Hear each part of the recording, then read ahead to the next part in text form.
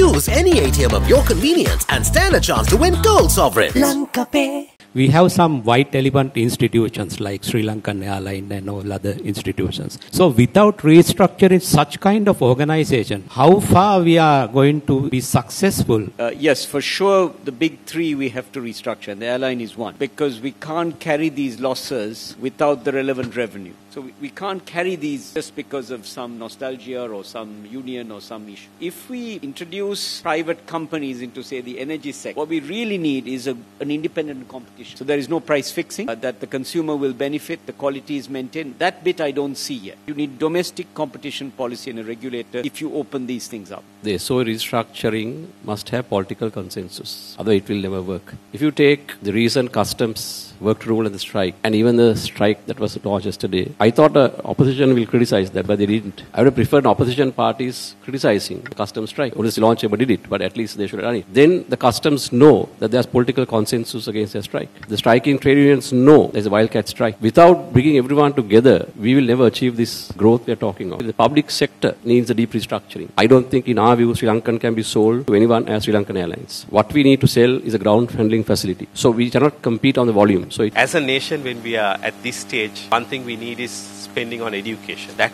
is what human capital will get us forward. The other thing is that if you look at universities, we rank very high when it comes to humanitarian studies. I'm not putting it down. It's a good field, but the crucial STEM education, that's quite low. The very large state sector of 1.5 million, it of course has to be reduced gradually over time, but there is also a need to shift it elsewhere. Restructuring and privatization is absolutely essential when it comes to SOEs with commercial interests. No, I am personally a believer that this country's economic problems can be sorted out with our location properly getting into logistics and shipping. What is the policy that we are making a big mistake? I think one of the problems with our aspiration, that gap I see in our aspiration to be a regional or a global hub, and how we want to do it. So we seem to want to do it with local talent, local players, and we are constantly scared of getting global players. You can never have a regional or a global hub unless you have the best in the world having operations in Colombo. That's how Singapore markets its location. But Sri Lankans forever, whether it's a terminal, whether it's a warehouse, whether it's a shipping agency, we are constantly scared of allowing this presence of global players. And until the day we are willing to do that, we will not succeed as a regional hub in the region. On the geopolitics and how can we manage geopolitics, I think I always say procurement reforms and competitive bidding is an important way for us to navigate geopolitical tensions, because Sri Lanka is in a very sensitive geographical location, and we are seeing increasing tensions between major powers playing out in the Indian Ocean. But we want to work with India, China, USA, Japan, South Korea, everyone. How do you do that? You just say, look, I am looking at my national interest. I am not doing anything under the table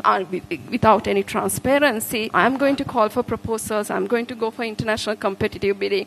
And this is a very transparent process. If it's a Chinese firm, Indian firm, whatever firm that wins, nobody can complain because Sri Lanka has followed due process. Right now, we are in this place because we've gone through unsolicited proposals, government to government deals without very little transparency. That makes the people and the international community doubt whether this was done in the right way with the national interest.